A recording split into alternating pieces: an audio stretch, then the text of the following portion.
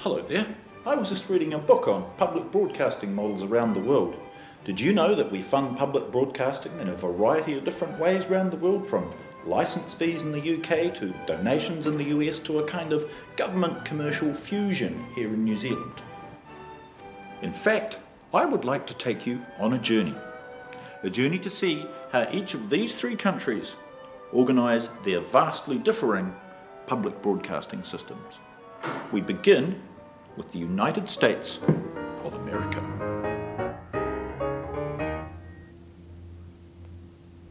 Honey, have you donated to the Public Broadcasting Service? Now, why would I do that? Now, come on. PBS has some great programming. There are programs on history, nature, scientific exposition, and an in-depth analysis on public affairs. Sounds all so enlightening, honey. PBS provides programs that allow everyday Americans like you and me to hear diverse viewpoints. We can take a front row seat to world-class drama and performances. There are even programs for the kids. All right, enough already. Listen, PBS don't do sport, and I watch sport, okay? So I shouldn't have to pay. User pays. Oh, you're so cheap. Come on, honey. No, I'm not. We're tight on dough right now, and what with the recession? The recession? Please. That didn't stop you buying that AK-47 the other day. When are you ever going to use that? Don't tempt me, honey.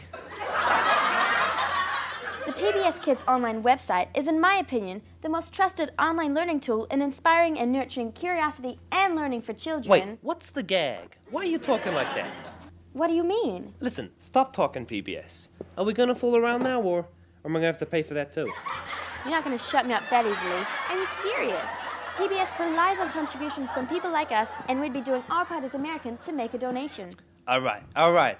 Listen, I'll write PBS into the will. Ay.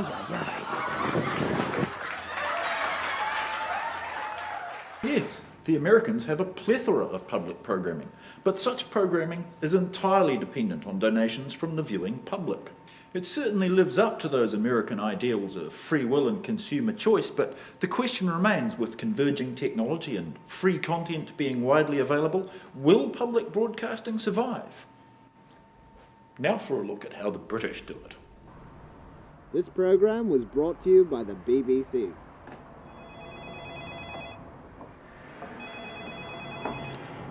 Hello? Hello. Who's this? You know who I am. No, I don't. Who is it? I can see you from up here. Sugar! It's the BBC licence fee collector. Run! Oh, crumbs. Where are you?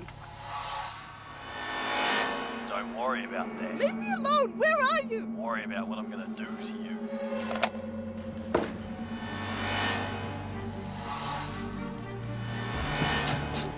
Don't hurt me, please! Where is it? Don't have it on me right now! Where is it? I'm sorry! Not good enough. How do you expect the BBC to provide 8 national television channels with local programming, 10 national radio stations, 40 local radio stations, and an extensive website at bbc.co.uk without providing your licence fee? Hey, sorry about that, guys. Sorry to break it up, you forgot to pay your BBC licence fee. Well, you've also forgot to pay your HP on your TV, unfortunately, so I'm just going to take that too, but I'll see you later. Consider yourself lucky. A valuable lesson to be learnt here. Always pay your licence fee or there'll be hell to pay. The BBC is the largest and longest surviving public broadcaster, and it is funded, by and large, by the licence fee. Did you know that last year 60% of households didn't answer their doors when the BBC licence fee collector came a-knocking? Bastards! Speaking of bastards, let's look at how the Kiwis do it. So TVNZ, it's like a public broadcaster?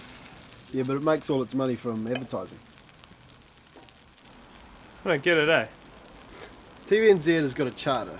It's got to educate, entertain and inform, but it's also got to return a dividend to the government every year.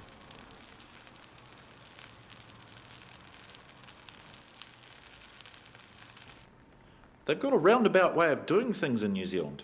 A public broadcaster that acts commercially? Well, I never. So what's Māori television then? Māori, bro. It's a public broadcaster too. Hey. Yeah. So we've got like 2 public broadcasters?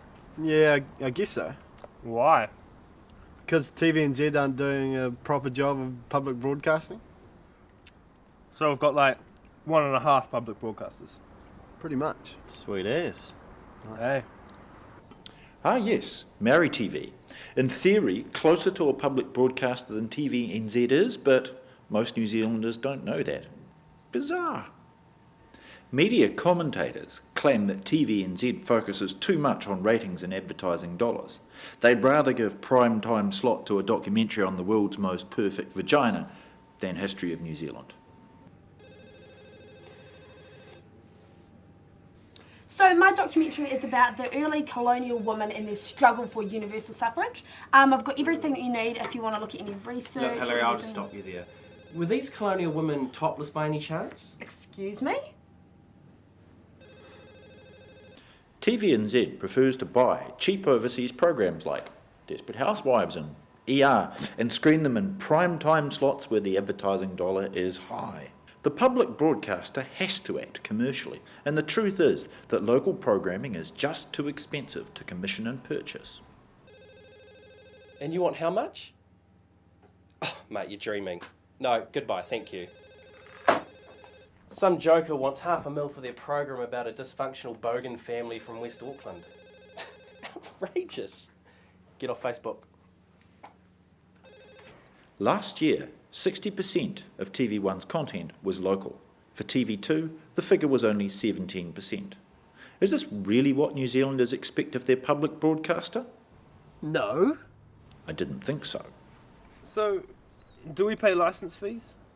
No, the government pays 15% of TVNZ's running costs, and the rest comes from ad revenue.